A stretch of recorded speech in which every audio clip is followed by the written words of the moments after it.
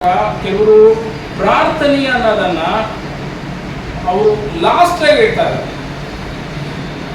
ಯಾವುದೇ ವಿಷಯ ಬಂದಿದ್ದಲ್ಲಿ ಅವರು ಅಲ್ಟರ್ನೇಟಿವ್ ಅಪ್ರೋಚಿಂಗ್ ಅನ್ನ ಹೋಗ್ಬಿಟ್ಟು ಅಲ್ಟರ್ನೇಟಿವ್ ಮಾಡಬೇಕಾಗಿರ್ತಕ್ಕಂತಹ ಎಲ್ಲಾ ವಿಷಯಗಳನ್ನ ಮಾಡ್ತಾ ಮಾಡ್ತಾ ಮಾಡ್ತಾ ಅವುಗಳಿಂದೆಲ್ಲ ಇಂಪಾಸಿಬಲ್ ಆಗಿದ್ದಲ್ಲಿ ಪ್ರಾರ್ಥನೆ ಮಾಡಿ ಬ್ರದರ್, ನಮಗೋಸ್ಕರ ಪ್ರಾರ್ಥನೆ ಮಾಡಿ, ನಮ್ಮ ಕುಟುಂಬಕ್ಕೋಸ್ಕರ ಪ್ರಾರ್ಥನೆ ಮಾಡಿ, ಈ ವಿಷಯಕ್ಕಾಗಿ ಮಾಡಿದೆಲ್ಲ ಮಾಡಿ, ಅಪ್ರೋಚ್ ಅನ್ನ ಮಾಡಿ, ಇಲ್ಲಿ ಮಾಡಿದ್ರೆ ಸಾಧ್ಯ, ಹೀಗೆ ಮಾಡಿದ್ರೆ ಸಾಧ್ಯ ಎಂಬುದಾಗಿ ಅಪ್ರೋಚಬಲ್ ಆಗಿರ್ತಕ್ಕಂತಹ ಎಲ್ಲಾ ವಿಷಯಗಳನ್ನ ಮಾಡಿ ಪ್ರಾರ್ಥನೆ ಅನ್ನೋದನ್ನ ಕೊನೆಗೆ ಬರ್ತಾರೆ.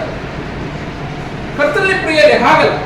ಪ್ರಾರ್ಥನೆ ಅನ್ನೋದನ್ನ ನಾವು ಮೊದಲೇ ಇಡಬೇಕಾಗಿದೆ. ಪ್ರಾರ್ಥನೆ ಅನ್ನೋದನ್ನ ಮೊದಲಿನ ಅಂಶವಾಗಿದೆ.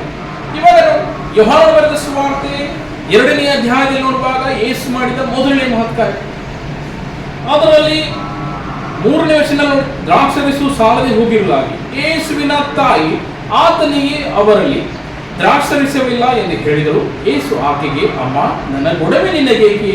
ನನ್ನ ಸಮಯವು ಇನ್ನೂ ಬಂದಿಲ್ಲ ಎಂದು ಹೇಳಲು ಆತನ ತಾಯಿಯು ಕೆಲಸದವರಿಗೆ, ಆತನು ನಿಮಗೆ ಏನು ಹೇಳುವನು ಅದನ್ನು ಮಾಡಿರಿ ಅಂದಳು.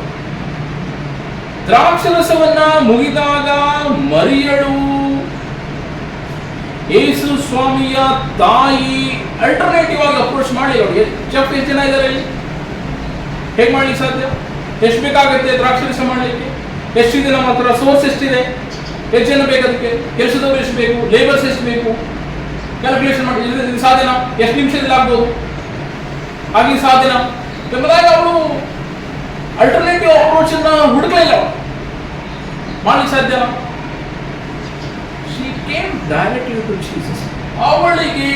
ಅವಳು ಡೈರೆಕ್ಟ್ ಆಗಿ ಯೇಸುವಿನ ಹತ್ತಿರ ಬರ್ತಾಳೆ. ದ್ರಾಕ್ಷರಸ ಮುಗ್ದಿದೆ ಎಂಬುದ ಅವಳಿಗೆ ಗೊತ್ತು. ಯೇಸು ಸ್ವಾಮಿಯು ಇದನ್ನ ಮಾಡಲಿಕ್ಕೆ ಸಾಧ್ಯ, ಇದು ಇಂಪಾಸಿಬಲ್ ಇದೆ, ಇದು ಹಾರ್ಡೆಸ್ಟ್ ಇದೆ. ಇಷ್ಟು ತಕ್ಷಣದಲ್ಲಿ ಈ ವೈನ್ ಅನ್ನು ರೆಡಿ ಮಾಡುವುದು ಇಂಪಾಸಿಬಲ್ ಎಂಬುದಾಗಿ ಅವಳಿಗೆ ಗೊತ್ತಿತ್ತು. ಇದನ್ನ ಪಾಸಿಬಲ್ ಆಗಿ ಯೇಸು ಸ್ವಾಮಿಯು ಮಾಡಬಲ್ಲ ಎಂಬುದಾಗಿ ಗೊತ್ತಿತ್ತು. ಹೀಗಾಗಿ ಅವಳು ಹೇಳ್ತಾರೆ, ಕೆಲಸದವರಿಗೆ ಏನು ಹೇಳಿದ್ರು? ಆತನು ನಿಮಗೆ ಏನು ಹೇಳುವನು ಅದನ್ನು ಮಾಡ್ರಿ ಅಂದ್ರು.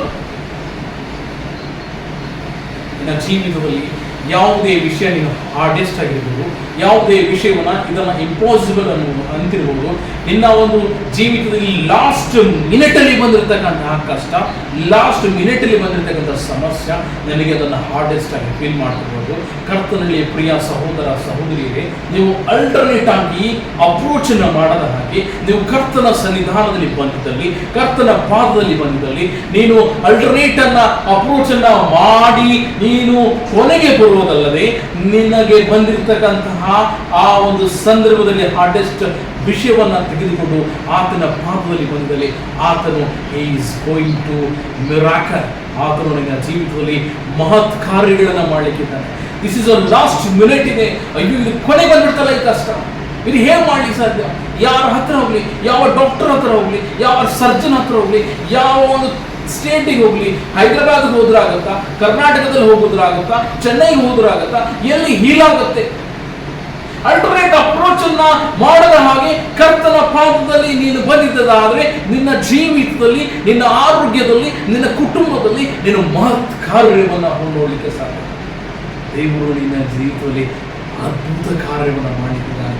ಒಂದು ವೇಳೆ ನೀನು ಆತನ ಪಾದದಲ್ಲಿ ಬಂದಿದ್ದಾಗ, ಸ್ವಾಮಿ ಇದು ನನ್ನ ಜೀವಿತದಲ್ಲಿ ಹಾರ್ಡೆಸ್ಟ್ ಆಗಿದೆ, ಸ್ವಾಮಿ ಇದು ನನಗೆ ಸಮಸ್ಯೆ ಆಗಿದೆ, ಸ್ವಾಮಿ ಇದನ್ನು ಬಗೆಹರಿಸಲಿಕ್ಕೆ ನನಗೆ ಆಗ್ತಾ ಇಲ್ಲ ದೇವಾ, ಸ್ವಾಮಿ ನೀನು ಇದನ್ನು ನೋಡಿ ಎಂಬುದಾಗಿ ನೀನು ಆತನ ಪಾದದಲ್ಲಿ ನೀನು ಡೈರೆಕ್ಟ್ ಆಗಿ ಬಂದಾಗ ದೇವರು ನಿನ್ನ ಜೀವಿತದಲ್ಲಿ, ನಿನ್ನ ಕುಟುಂಬದಲ್ಲಿ ಆತನ ಮಹತ್ ಕಾರ್ಯಗಳನ್ನು ಮಾಡ್ತಾನೆ.